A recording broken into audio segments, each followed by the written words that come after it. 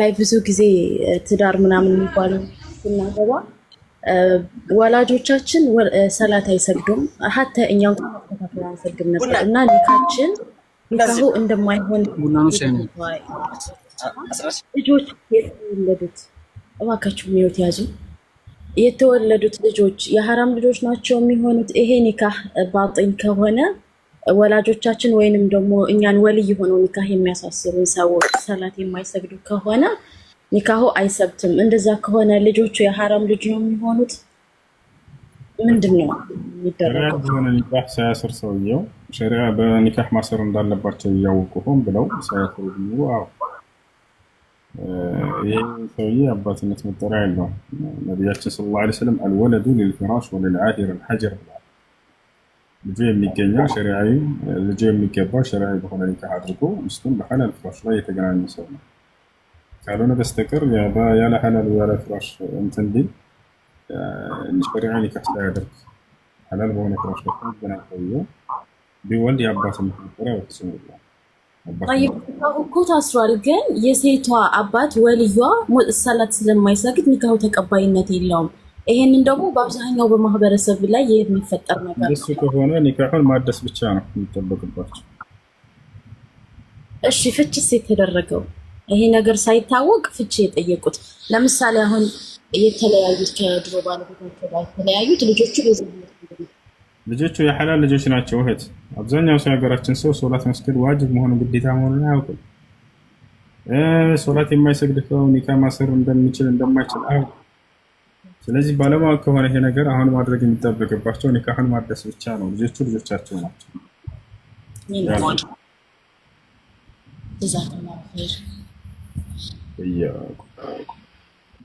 እሺ ወሰኔ ልቀጥል ቀጥልሽ አንድ ሁለት ጥያቄ ነበረኝና አንድ ቀን ገስት ላይ ያወራን ስለ ቁርአን ጠየቀን አንድ ሰው ኦርቶዶክስ ነው መሰለኝ አልበቅራ ሱራ አልበቅራ ቁጥር 23 መሰለኝ አላህ ለምንድነው እኛ እያለ የሚጠራ እኛ እያለ እኛ ባንተ ላይ በነቢያችን ላይ ባወረን ነው ለምን ይላል አንድ ከሆነ አለኝ ይሄ ነገር ምን ትሏለሁ እሺ ማለት እኛ ማለት ሶስት ከሁለት በላይ መሆኑን ይገልጻል ብሎኝ ኦኬ እኛ ማለት ስንት ነው ማለት አይደል ስንት እንደዛ ካላችሁ ይሄ መጀመሪያ ጥያቄ እሺ ስንት ይሁን እኛ ካለ ከአንድ በላይ መሆኑን ይገልጻል ካላችሁ ስንት በሉት አለ ከዚህ ጋር ያልቃ ጠይቀው ነበር ማለት እኛ ማለት መቶም ሊሆን ይችላል አንድም ሊሆን ይችላል እንዴት ታለ ስለ አንድ አንተ የምታመልከው አንድ አላህ ከሆነ አንዱ የት አለ አለኝ እኮ አንድ እንደሆነ አላህ ተናግሯል አሁን ቆይ በትክክለኛ መንገድ አስረዳለሁ ግን እነሱ በመጡበት መንገድ እነሱ ሶስት ለማለት ፈልገው ነው መጽሐፋቸው ላይ ስላሴን ሲያጡ ጊዜ ቁርአን ላይ መተው እኛ ያለው ከአንድ በላይ ስለሆነ ነው ስንት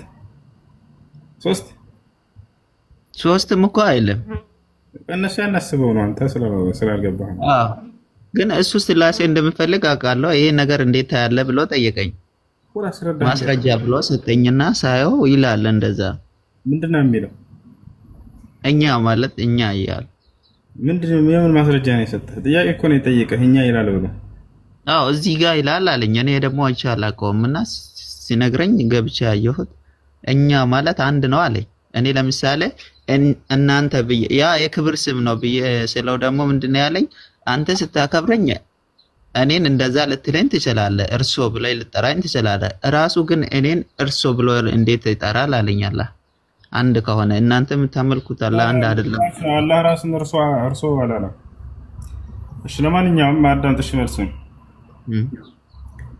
ቁርአን የወረደው በአረበኛ ቋንቋ ነው በአረበኛ ቋንቋ እንደመውረዱ መጠን እንደ አረበኛ የቃላት ፍቺ እንመልከተው الله سبحانه وتعالى إنا أنزلناه قرآنا عربيا ይላል እኔን ቁርአንን በአረበኛ ቋንቋ ወረድኩት ይላል ታዲያ እንደ አረበኛ እኛ ከሊመት ነህኑ ወይንም እና የሚለው ቃል እኛ የሚለው ስንት ፍቺ አለው ወደሚለው ስንመጣ ጊዜ ሁለት ፍቺ አለው አንደኛ የብዜትኛነት አለ ሁለተኛ የግነትኛነት አለ የብዜትኛነት ማለት ብዙ አካሎች አንድን ስራ ሰርተው ከመካከላቸው ያን ስራ ሁላቸውንም ተክቶ ሲናገር እኛ ብሎ የሚገልጽበት ቃል ነው። ወጥቷቸዋል። ሁለተኛው ደግሞ የግነተኛነት የሚባለው ነው። አንድ አካል ብቻውን ሆኖ ሳለ ታላላቅ ገናናዎችን ስራ ሰርቶ ከሆነ የዛኔ ታላቅ መሆኑን ለመግለጽ የነዚህ ታላላቅ ስራዎች ባለቤት መሆኑን ለመግለጽ እኛ ይላል። ወጥቷቸዋል አይደል? ይሄን ቃል ይናገራል። ታዲያ አላህ የትኛውን አስቦበት ነው የሚለውን እኛ በራሳችን አይደለም የምንወስንበት፣ ራሱ ነው ሊነግረን የሚገባው አይደል? አሁን ቀጥታ ወደ ቁርአን እንመለስና ስለ ራሱ የተናገረበትን ቦታ እንመልከት። ስለ ራሱ ሲናገር ጊዜ አላህ ሱብሓነሁ ወተዓላ ቁል ሁወ አላሁ አሐድ ይላል። በል እርሱ አላህ ስንት ነው? አንድ ነው አለ። በቃ ወኢላሁኩም ኢላሁ ዋሂድ አለ። እኔ አምላካችሁ አላህ አንድ ብቻ ነኝ አለ። እሺ ሁለት ሊሆን ይችላል ወይ ብለን ብንጠይቅ አይ ሁለትንም አንስቶ አይደለሁም ብሏል፣ አንድ ብቻ ነኝ ብሏል። وقال الله لا تتخذوا إلهين اثنين إنما هو إله واحد አለ። ሁለት አምላካት አድርጋችሁ አትያዙኝ እኔ አምላክ አንድ ብቻ ነኝና ብሎ ዘጋ። እሺ ሶስትስ ሊሆን ይችላል ወይ እንዳይሉ ሶስትም እንዳልሆነ ዘግቶታል። ሶስትን ጠቅሶ አይደለሁም ብሎ ولا تقولوا ثلاثة انتهوا خيرا لكم إنما الله إله واحد ሶስት ወይንም ስላሴ አትበሉኝ ከዚህ ንግግራችሁ ተቆጠቡ እኔ አንድ ብቻ ነኝና ብሎ ዘጋ። እና ይህ ነው ታዲያ አላህ Subhanahu Wa Ta'ala እኛ የሚለው በማንነቱና ወይንስ በምንነቱ ወይንስ በስራዎቹ ላይ ነው? አላህ እኛ የሚለው ቅድም እንዳልኳችሁ ታላላቅ ስራዎችን በመስራቱ ታላቅ መሆኑን ለመግለጽ ነው ስንል ጊዜ ስለራሱ ሲናገር በፍጹም እኛ አይልም። ልብ በል እኛ የሚለው በምንድነው? በታላላቅ በሰራቸው ስራዎችና በዋላቸው ጸጋዎች ላይ ብቻ ነው። ወታን ለምሳሌ ለሙሳ ስለራሱ ሲነግረው አላህ ኢነኒ አነ አላህ ኢና አነ አላህ ብሎታል። نحن الله ብሎታል። እኛ አላህ ነን ይላል? በፍጹም አይለውም። እኔ አላህ ነኝ እኔ ብሎ በነጠላ ብቻ ነው የሚናገረው ስለራሱ። ያችሁ ስለማንነቱ ከሆነ ጥያቄው አላህ Subhanahu Wa Ta'ala ያው እኔ ብቻ ብሎ ነው የሚናገረው በተናጠል። ስለማንነቱ ሲናገር እኛ ቢላው ይዛም ገብቷል። እኛ እንዲህ አደረግን ነው የሚለው። እኛ እንዲህ ዋልን በነብያቶች ላይ ይሄን ይመስላል። እሺ ሁለተኛ ለቀጥል። ይሄ ነው። እሺ ሁለተኛ ደግሞ እሱ ምን መሰለ እኔ እንደራሴ እንደ አንድ ሰው ትላንት ጥሩ ሰው አልነበርኩም። የሚገርም ነገር እንደ ዛሬ አስተዋይ አልነበርኩምና በዛን ሰዓት ብዙ ነገር አጠፋው ነበር ማለት የኔ ደንቤ ብታይና ጥፋቴ የምታይ አንድ አይደለም። ያ ነገር እንቅልፍ ይነሳኛል። ይሄንን ስለ ደግሞ በአላህ መንገድ ላይ ሆኜ ሳይሆን እንዲሁ ይጨንቀኛል። አንዳንዴ ሲጨንቀኝ ምን ይሰማኛል መሰለ በቃ ለመጥፎ ሰው እንደሆንኩኝ ራሴን አስቀርጸው በውስጥ ያለ አይደል ይሰማኝና ከሁሉ ነገር እርቃለሁ ከሰላትም ከቁርአንም በቃ ይሄ ነገር እንዴት ታያለህ? እስቲ አንደኛ ዱዓ እንድታረግልኝ ፈልጋለሁ። ሁለተኛ ደግሞ እስቲ ምክር ስጠኝ። አንድ ሰው ስላለፈው ማንነቱ ያ ነገር እንዲጸጸት አሁን ልቡ ላይ የሆነ ጸጸት ነገር መፈጠሩ ከኢማን ነው። ከኢማን ነው። الندم توبة ብለዋል ነብዩ ሰለላሁ ዐለይሂ ወሰለም። ጸጸት ከተውበት ነው ብለዋል። ነገር ግን ያ ነገር ወደ አላህ Subhanahu Wa Ta'ala ይበልጥ ለተቀራረብ ሊያደርግህ ይገባል እንጂ ጭራሽ ከአላህ እንድትርቅ ሊያደርግህ አይገባም። ያን ያደረገበት ሰይጣን ነው ባንተ ላይ። አንተ እንድትደክምና ከአላህ ህግና ስርዓት ከሶላት ከዒባዳ እንድትርቅ የሚያደርግህ እሱ ነው። ቦታቸዋል አይደል? ያለህበት ስሜት አንድ ሰው ስላለፈው የተበላሸ ህይወት አስታውሶ በዚያ ላይ መጸጸቱና የሚያክል ከአምላኬ ከአላህ ርቄ ነበር ብሎ በውስጡ ላይ ስሜት ከተሰማው هذا يدل على ايمان يعني በትልቅ ኢማን እንዳለው ጠንካራ ኢማን እንዳለው የሚያሳይ ነው። ያ ነገር ወደ መልካም ነገር የተሻለ ነገር እንዲሆን ሊገፋው ይገባል እንጂ አላህ Subhanahu Wa Ta'ala ህግና ስርዓት ይበልጥ እንዳውም ሊያረቀው ተገቢ አይደለም። الله በቁርአን ላይ ብሏል قل يا عبادي الذين اسرفوا على انفسهم لا تقنطوا من رحمة الله ሙሐመድ ሆይ እነዚያ በራሳቸው ላይ ኃጢአት በመስራት ወሰን ያለፈ ሰዎችን ከአላህ ዝነት ተስፋ አትቁረጡ በላቸው። ان الله يغفر الذنوب جميعا እኔ አምላካችሁ አላህ ኃጢአትን ሁሉ ምራለሁኝ انه هو الغفور الرحيم እኔ መሐሪና አዛኝ ሆንኩኝ አምላክ ነኝና ይላል። وانيبوا الى ربكم ይላል። ወደ እኔ ወደ ጌታችሁ ወደ አላህ ተመለሱ የኃጢአት ባለቤቶች ሆይ واسلموا له ለእኔም ትእዛዝ እጅ ስጡ እያለ ይናገራል። እና ስለዚህ ወደ አላህ ይበልጥ እንዳውም መቀረብ እንጂ ያለበት ሰውየው ከአላህ ሊርቅ አይገባም። ففروا الى الله ይላል። ወደ አላህ ሽሹ اني لكم منه نذير مبين። እሺ ይሄን ይመስላል።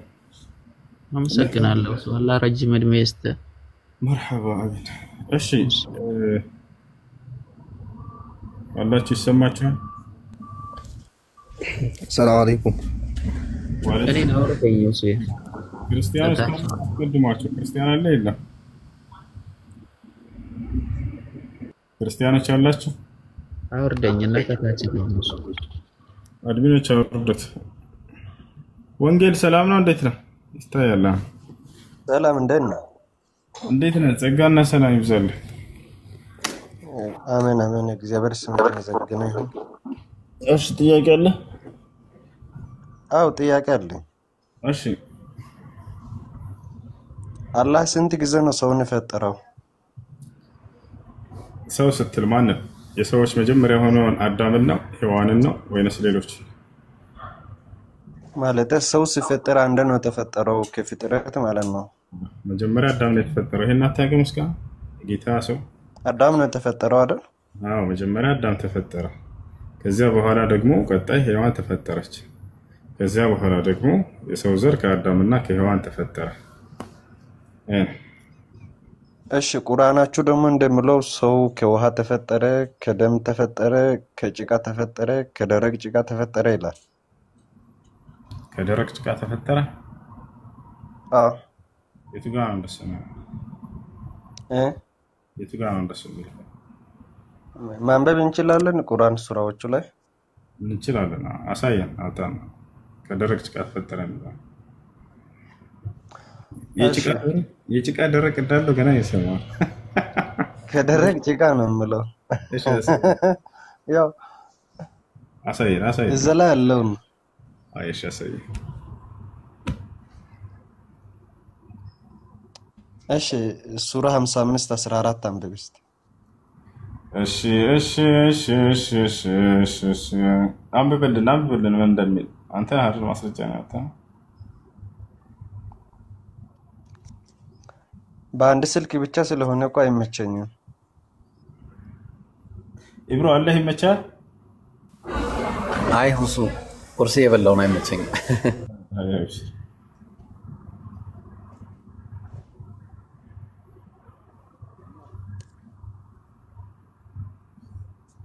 እሺ ቁጥር ስንት ነው ያልከው? ቁጥር 14። እሺ ከምን ተፈጠረ ነው ያልከኝ? ማለት የተፈጠረበትን ማለት 5 ቦታ ላይ ለምሳሌ አይናውን ማታ ነው አየሁት።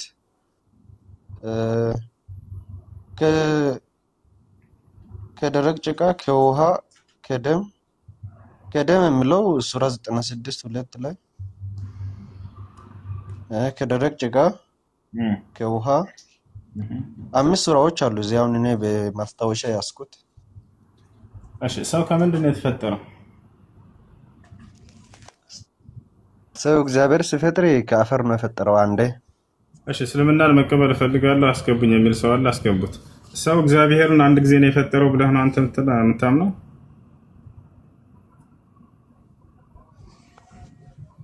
አሁን እኮ እኔ እንደ መጽሐፍ ቅዱስ ከሆነ እግዚአብሔር አዳምና ሔዋን ከአፈር አበጀው እስትንፋስም እፍ አለበት ብሎ ይደምድማል። ሔዋንን ከአፈር አበጃት የሚለው የቱ ጋር ነው ያለው?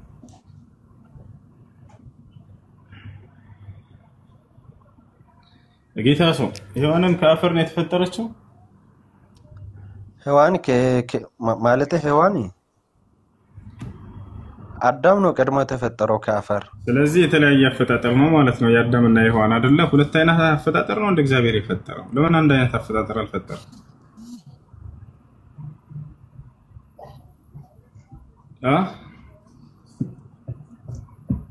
ሔዋን ከአፈር ነው የተፈጠረችው? አይ ሔዋን ከአዳም ነው የተገኘችው፣ ግን አዳም ሲፈጠር ከአፈር ነው አንደ ተፈጠረው። ስለዚህ የተለያየ አፈጣጠር ነው ማለት ነው አይደለ? የአዳምና የሔዋን አዳም ከአፈር ነው ፈጠረው። ሔዋን ግን ከአፈር አይደለም። ሔዋን ከአዳም ነው የተገኘችው። እሺ በጣም ጥሩ። ስለዚህ በተለያየ መንገድ ነው የተፈጠረው ማለት ነው የሰው ልጅ። የሰው ልጅ በተለያየ ነገር ነው የተፈጠረው ማለት ነው። አዳም ከአፈር ነው እኮ የሰው ልጅ በተለያየ ነገር ነው የተፈጠረው ማለት ነው። ለምን በተለያየ ነገር ፈጠረ? እዛ የሰው ልጅ ያው በተለይ አልተፈጠረም። እንዴ በተለያየ ተፈጠሩ እንጂ አዳም ከአፈር ተፈጠረ ሔዋን ግን ከአፈር አዳም ከአፈር ከተፈጠረ በኋላ ሔዋን ከአዳም ነው ተገኘችው ከማን ነው ሳይሆን የተገኘችው በተለያየ መንገድ ነው የተፈጠሩት ማለት ነው አይደል እና አዳም ባይኖር ሔዋን አትኖርም አሁን አዳም ባትኖር ሔዋን ትኖራለች አትኖርም አይደለም ጥያቄው የጌታ ሰው መተህ ስለምና ላይ የተለያየ ነገር አነሳህና ስለዚህ የሰው ልጅ በተለያየ መንገድ ነው የተፈጠረና አልከኝ ስለዚህ በዛፍ ቅዱስም ላይ ልክ እንዲሁ የሰው ልጅ በተለያየ መንገድ ነው የተፈጠረው አዳም ከአፈር ተፈጥሯል ሌላ ደግሞ ከአፈር ያልተፈጠረ ሰው አለ አይደል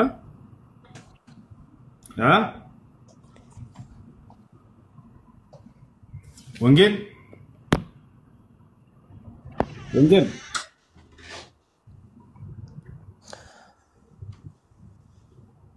ይሰማል እሺ አዳም ከአፈር እሺ አዳም ከአፈር ተፈጥሯል ሔዋን ደግሞ ከአፈር አልተፈጠረችም አይደል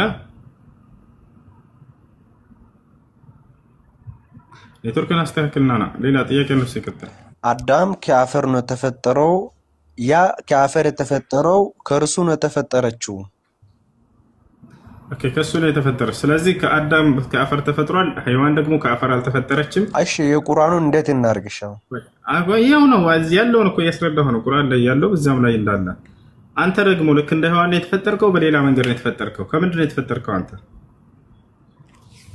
እሺ አሁን እሺ ሱራ 96:2 ላይ ከረጋ ደም ፈጠር ነው ላለሽ እንዴት ነው አንተ ከምንድን ነው የተፈጠርከው እንደ ሔዋን ነው የተፈጠርከው እንደ አዳም ወይስ ሶስተኛ ሌላ አይነት አፈጣጠር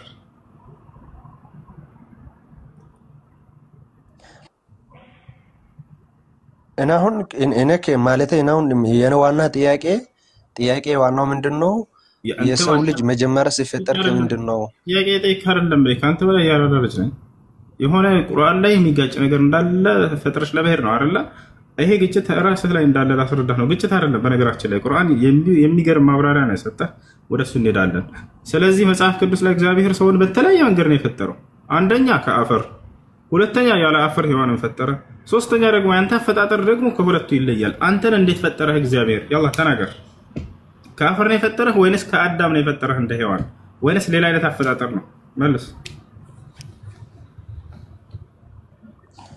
ፍጥረት አንድ ነው ማለት አዳምና ሔዋን ከተፈጠሩ በኋላ ፍጥረት አልቋል ከዛም በኋላ ብዙ ተባዙ ቢለን እኛውን ከቤተሰብ ነው ተገኘነው ከቤተሰብ ከማን ቤተሰብ ነው ተገኘኛ አይደል አባትህ ማን ነው እናትህ አጎትህ አያትህ አሁን ሰው አይደለም ጥያቄ ስላፈጣጠር አዳምና እንዴት ተፈጠርክ አንተ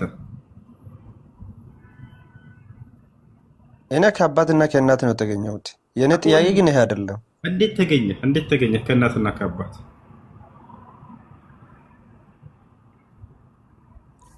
ከእናትና ከአባቴ ተገኘው ሲል ከአባትና ከእናቴ ዘር ነው ተገኘሁት የዘር ፈሳሽ አይደለ መጀመሪያ የዘር ፈሳሽ ነበርክ ስለዚህ ውሃ ነው አይደለም ያ አሁን አልተረዳኸኝም እኮ በደንብ ዋናው ጥያቄ ይሄ አይደለም ይሄ ግልጽ እኮ ነው ስለዚህ መጽሐፍ ቅዱስ ላይ እግዚአብሔር ሰውን በተለያየ መንገድ ፈጥሮታል አንደኛ ከአፈር የፈጠረው አለ ሁለተኛ ሔዋንን ከአዳም ፈጠራት ከአፈር በተለየ መንገድ ሶስተኛ እኛ የተለያየን ሰዎች እንግዲህ መጽሐፍ ቅዱስ ላይ ሰው ከጭቃ እንደተፈጠረ ተገልጿል ምን ትላለህ ጌታ ሰው ከአፈር ኮን አንድ ኮን ከአፈር አበጀው ላልኮ አዳምን ከአፈር አበጀው ከዛን ሔዋንን ደግሞ ወይ ከጭቃ ከአፈር አዳምን አለ ከዚያ በኋላ ደግሞ ከጭቃ ምን ትላለህ እርሱ አፈር ኮን ሌላ ነገር አይደለም እኮ ስለዚህ ችግር የለውም ማለት ነው ስለዚህ ቁርአንም ላይ ከአፈር ፈጠርኩኝ ቢልም ከጭቃ ፈጠርኩኝ ቢልም አሁን ችግር የለውም አይደል ተስማማን በዚህ ቁርአን ላይ የተለያየ ነው አለው ከውሃ ይላል እኮ ከውሃ አንተ ከውሃ አይደል የተፈጠርከው ቅድም አመንከው ከምንድን ነው የተፈጠርከው ስለ ከዘር ፈሳሽ ነው አልከኝ እኮ ውሃ ይላል እኮ ከዘር ፈሳሽ አላለም ምንድነው እሱ የዘር ፈሳሹ ውሃ ያለ ሌላም ቦታ ላይ ይገልጸዋል አላህ የዘር ፈሳሽ ይላል ውሃ ይላል እና ጭቃ ነው እንደስ ስጋ ነው ፍጥረት ሻውን እንደ ቁርአን ስንት ነው ፍጥረት የተፈጠረው በቃ አዳም ታህል መልስልሽ አዳም እሺ ሚውት አድርገና አንደኛ አላህ Subhanahu Wa Ta'ala አዳምን ፈጠረ የአዳም አፈጣጠር ከሌሎች ይለያል ከምንድነው የተፈጠረው ከአፈር ነው የተፈጠረው ያ አፈር ከምን ጋር ተቀላቅሏል? ከውሃ ጋር ተቀላቅሏል። وهو الذي خلق من الماء بشرا የሚለው ለዚህ ነው ሰውንም ከአፈር ፈጠርኩት የሚለው። ውሃው በአፈሩ ብቻ ሰው ሆኖ አይደለም። ገብቷል አይደል? ጭቃ እንደሆነ ሲገልጽልን ጊዜ አፈርና ውሃ ተቀላቅሎ እንደሆነ ይገልጽልናል። ጭቃ በጭቃ እንደተፈጠረ መጽሐፍ ቅዱስ ሰው ገልጾልሃል። ጭቃ የሚፈጠረው እንዴት ነው ከተባለ ውሃ ጋር ተቀላቅሎ ነው። ገብቷችኋል አይደል? ያ ነው።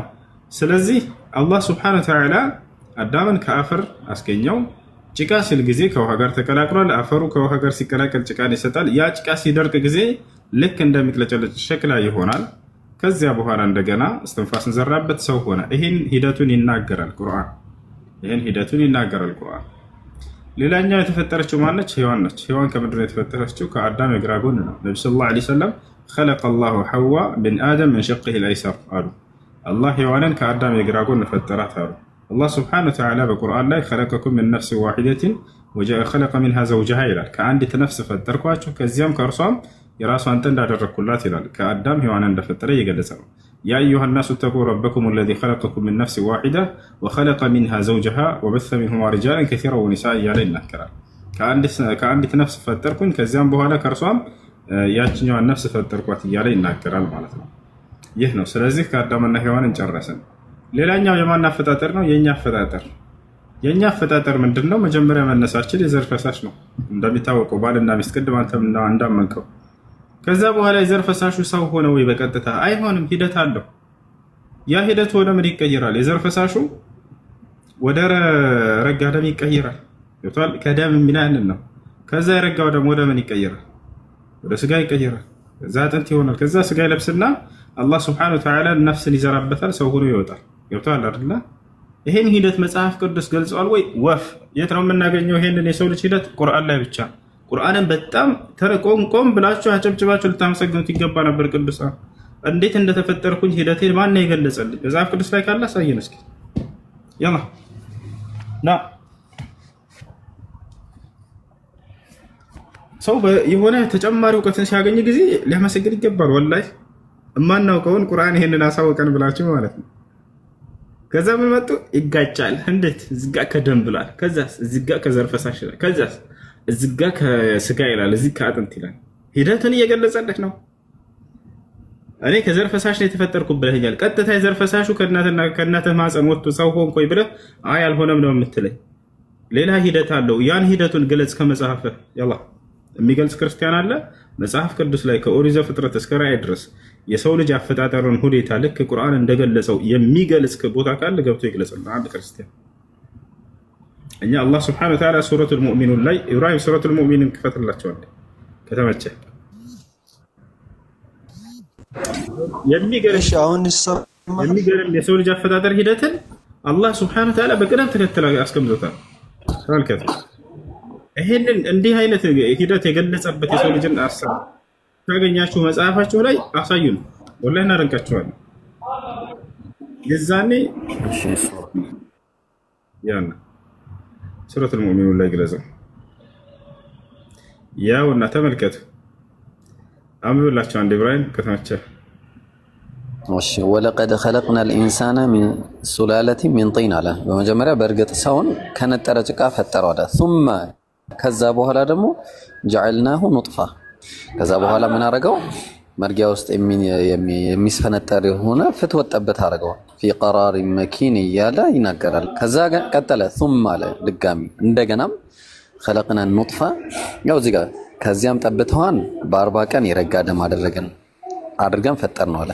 የረጋውንም ደም ቁራጭ ስጋ አድርገን ፈጠርን። ቁራጯን ስጋም አጥንቶች አድርገን ፈጠርን። አጥንቶቹንም ስጋ አለበስን። ከዚያም ነፍስ በመዝራት ሌላ ፍጥረትን አድርገን አስገኘነው። ከሳዲዎችም ሁሉ በላጭ ሆኖ አላህ ላቀ ይላል። ሱብሃንአላህ። ይሄው እሱ የሚገርም እና አየህ አይደለ ጌታ ሰው ያውና የሰው ልጅ አፈጣጠር ምን ይላል? 13 ጀምሮ ይናገራል ስለኛ አፈጣጠር። ከዚያም በተጠበቀ መርጊያ ውስጥ የፍትወት ጠብታ አደረግነው ይላል። የተጠበቀ መርጊያ የሚለው የእናቶቻችን ማህፀን ነው። የተጠበቀ መርጊያ ብሎ ገለጸው። ከዚያ በሶስት የፍትወት ጠብታ እዛ ይገባል። አባትና እናት ሲገናኙ ማለት ነው። ገብቷል አይደለ?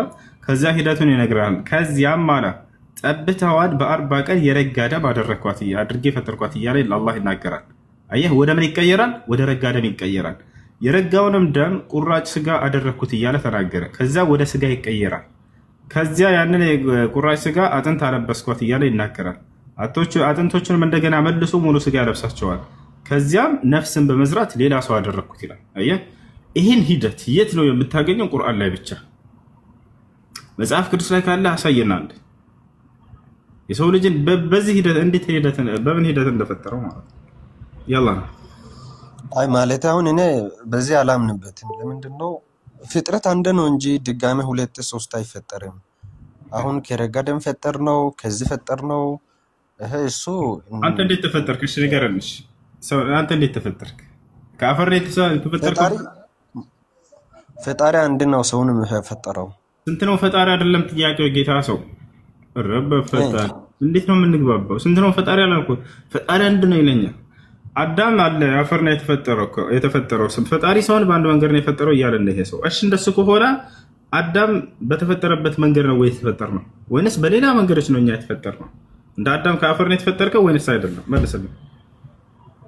እኛ አሁን ከአፈር አልተፈጠርንም። አዎ፣ ስለዚህ የአዳም አፈጣጠርና ያንተ አፈጣጠር ይለያያል ማለት ነው አይደል? ይለያል። አዎ ይለያል። በጣም ጥሩ። አንተ እንዴት ተፈጠርክ? ከመጽሐፍ ቅዱስ አሳየኝ። ያላ ጎበዝ፣ እዚሁ ነው ማሳይልኝ። እንዴት ነው መጀመሪያ ላይ አዳምና ሔዋን እግዚአብሔር ሲፈጥራቸው ከአፈር ነው አበጃቸው። አይደለም፣ ከአፈር አላበጃቸውም። ሔዋን ከአፈር አልተበጀ። ከአፈር እነሱን ካበጀ በኋላ ከአፈር አላበጃትም ሔዋንን። የእሱ አፈጣጠር ደግሞ ሁለተኛ ነው፣ ይለያያል። አምላክ በአንድ መንገድ ነው ሰውን የፈጠረ ያልከው ራሱ ስህተት ነው።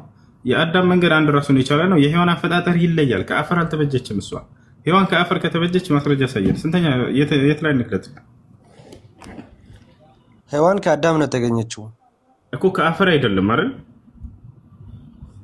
ስጋው አይደል አፈር አይደል? እሱ ስጋውን ወደ አፈር ትመለሳለህ አፈር ነህና ተብሎ ተጽፏል። ወደ አፈር ይመለሳል እንዳዳም የት ተጽፏል እኮ ቃል ላይ አለ እኮ። ትሞታለህ አልተባለም? ይሞታል፣ ከዛ ወደ አፈር ይመለሳል። ስጋ ወደ አፈር ይመለስ ማን ጠየቀህ? አዳም ሔዋንስ ከአፈር ነው ወይ የተፈጠረችው? ልክ እንደ አዳም ሔዋን ከአፈር ባትፈጠርም ከአዳም ስጋ ነው ወጣችው። ስለዚህ የሔዋን አፈጣጠር ከአዳም ይለያል። ምክንያቱም አዳም ከአፈር ነው የተፈጠረው፣ ሔዋን ደግሞ ከአዳም ስጋ ነው የወጣችው፣ አጥንት ነው የወጣችው። እዛ ጋር ታስተውላለህ? አዎ። ስለዚህ እሷ ከአፈር ሲናገር ምን አለ? እርሷ ከስጋዬ ተገኝታለች ስጋዬ ናትና ሔዋን ትሁን ብሎ ስም አወጣላት ይላል። በጣም ጥሩ። ስለዚህ አሁን አዳም የተፈጠረው ከአፈር ነው፣ ሔዋን ደግሞ ከሱ በተለየ መንገድ ከአፈር አልተፈጠረችም። ከአፈር አልተፈጠረችም። ከዛ በኋላ ሌላ ፍጥረት አለ። ከዛ ውጭ ሌላ ፍጥረት አለ። ፍጥረቱ ከስጋ ነው አይደለ? ስለዚህ ሰው ከአፈር ተፈጥሯል፣ ከስጋ ተፈጥሯል ደግሞ ማለት ነው አይደለ? ፍጥረት እኮ አልቋል። ያኔ እዛ ላይ አከተመ። ከዛ በኋላ ብዙ ተባዙ ነው የተባለው እንጂ ከአፈር ማለት ከደም ተፈጠረ። ከዛ በኋላ ስላለው ልመጣ ነው። አሁን ስለ ሔዋን ነው የጠይቁኝ ያለሁት። አዳም ከአፈር ተፈጥሯል፣ ሔዋን ደግሞ ከስጋ ነው የተፈጠረችው አይደለ?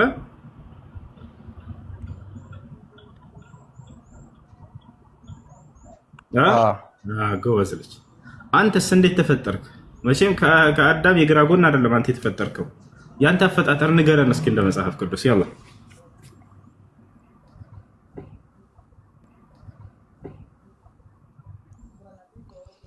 በል ጠንክር። ጥያቄህን አልተረዳህም። አሁንም አንተ እንዴት ተፈጠርክ? የኔ ጥያቄን አልተረዳህም። ቀድም ከምን ተፈጠርክ ስልህ ከዘርፈሳ እኔ እኮ ዋና ጥያቄ አሁን ለምሳሌ ሱራ 96:2 ላይ ምን ይላል? ሰውን ከረጋ ደም ፈጠርነው ይላል። ወንጌል መቼ ነው የፈጠሩት? ወንጌል ከምንድን ነው የተፈጠርከው ስልህ ቀድም ከዘር ፈሳሽ ብለሃል አይደለ? እሱ እኮ በቃ ብዙ ተባዙ ተብሏል እኮ ከዛ በኋላ እንጂ መጀመሪያ ፍጥረት ላይ ሰው ከምንድን ነው የተፈጠረው? አዳምጥ። ብዙ ተባዙ ተብለሃል አልተባልክም? አይደለም። ቀደም ከምንድን ነው የተፈጠርከው አንተ ስልህ ከዘር ፈሳሽ ብለህና አየህ፣ የተለያየ ሶስት ማለት አንደኛ አዳም ከአፈር፣ ሁለተኛ ሔዋን ከስጋ አልከኝ፣ ያንተ ደግሞ ከዘር ፈሳሽ። አሁን ጥያቄው መለያየቱን ሳይሆን እንደሚለያይ ግልጽ ነው የሶስታችሁም ማለት ነው። ነገር ግን ጥያቄው መሰለህ ያንተ ያፈጣጠር ሂደት እንዴት ነበረ? የዘር ፈሳሽ ቀጥታ የዘር ፈሳሽ የነበርከው ሆነ ነው ወደ ሰውነት የወጣህ ወይስ ሌላ ሂደት አለው በእናትህ ማህፀን ውስጥ? ይሄ ነገር መጽሐፍ ቅዱስ ላይ ተገልጿል ወይ? ያላ ያፈጣጠር ሂደት ንገራ። እሱ ግልጽ ነው። እሱን ተረድተናል እኮ እኛ እዛ ጋር አንድ ነው። ግን አሁን እንደ ቁርአን ከሆነ ስንት አይነት ሰው ነው ተፈጠረው? ከደም የተፈጠረ ሰው አለ፣ ከውሃ የተፈጠረ ሰው አለ ይላል። ስንት አይነት ሰው ነው ተፈጠረው? ተረድተናል። ግልጽ ነው። እሱን እንለፋ ይለኛል። ተመልከቱት። ያንተን ያፈጣጠር ሂደት ከመጽሐፍ ቅዱስ ንገረኝ። ያላ ወንጌል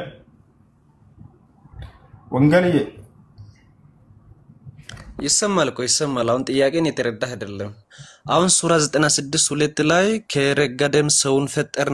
ወንጌል ሳይሆን አንተ መንገል ነው። ወላሂ መንገል ነው አንተ። እሺ ንስር ሐምራዊ ሰላም። ንስር አምሃራ ነው። ሰላም ሰላም። እንዴት ነህ? ደህና ነህ?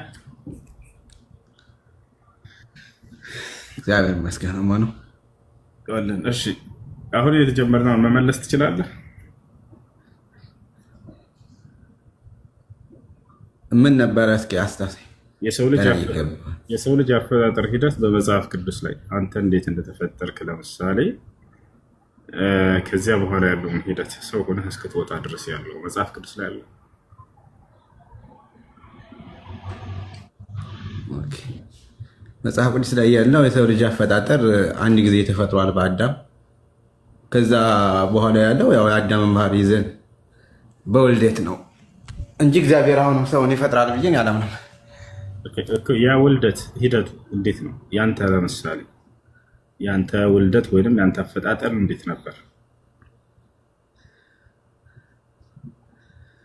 ልክ እግዚአብሔር አምላክ ለአዳም የሰው ልጅ ብቻውን ይኖር ዘንድ መልካም አይደለም ብሎ ከግራ ጎኑ ሔዋንን እንደፈጠረለት በዛ አማካኝነት እኛም እየተዋለድን እስከዚህ ሰዓት ድረስ ደርሰናል። ሔዋን እንደተፈጠረችው አንተም ከአዳም የግራ ጎን ተፈጠርክ ማለት ነው አይደል?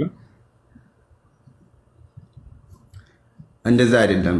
ስነ ፍጥረት ላይ አዳም የሰው ልጅ በስነ ፍጥረት ነው አንዴ የተፈጠረው ነው እያልኩ ያለው እኮ። ገባኝሽ። ያንተ አወላለድ ወይንም አፈጣጠር እንዴት ነው? ለምሳሌ ልጀምርልሽ። እናትና አባትህ ተጋቡ። ከዚያ በኋላ እኔማ ከእናቴና ከአባቴ ነው መወለድ ነው። እንዴት? በምን ያክል ጊዜ? መቼም 9 ወር ቆይተሃል። ያ ወደ ሰው እስኪቀየር ድረስ ሂደቱ እንዴት ነበረ? ተገልጿል። ይሄ መጽሐፍ ቅዱስ ላይ መጽሐፍ ቅዱስ ያውቃል። ስለዚህ ነገር መልስ አለው በዚህ ጉዳይ ላይ። እኔ ጥያቄ አልገባኝም። አሁን ለምሳሌ እኔ ሰወልድ ያንተ ልጅ እንዴት ተወለደ ነው እያልከኛለሁ? አልገባኝም። እሺ እንግለጽልህ። ለምሳሌ እናትና አባትህ ሲገናኙ የዘር ፈሳሽ የሚባል ነገር አለ አይደለ? ያ ያንተ መነሻ ነው አይደለ? እኮ ህግ እኮ ብዙ ተባዙ ምድርን ሙላት ብሎ እግዚአብሔር አምላክ ለአዳም እና ለሔዋን ተባዙ የሚል ትእዛዝ እንደሰጠ እናውቃለን። እሱን አይደለም ጥያቄ። አጀማመር በዛ አማካኝነት ነው። ታዲያ የሰው ልጅ የሚዋለደውም ሆነ የሚበዛው በዛ አማካኝ ብዙ ተባዙ የሚለው እሱ የአምላክ መልእክት ነው። እንዲዋለዱ ይሄንን የሰጠበት መልእክት ነው። ገብቷል አይደለ? ያ ሳይሆን ሂደት ነው እየጠየኩኝ ያለሁት። አሁን ሂደት ገብቷል አይደል? ምንድነው? ለምሳሌ እናትና አባትህ ተጋቡ። ከዛ በኋላ ግንኙነት ሲያደርጉ ጊዜ ዘር ፈሳሽ የሚባል ተከሰተ። ከዛ በኋላ ማህፀን ውስጥ ስላለው ሂደት መጽሐፍ ቅዱስ ይናገራል ወይ? ያው በግልጽ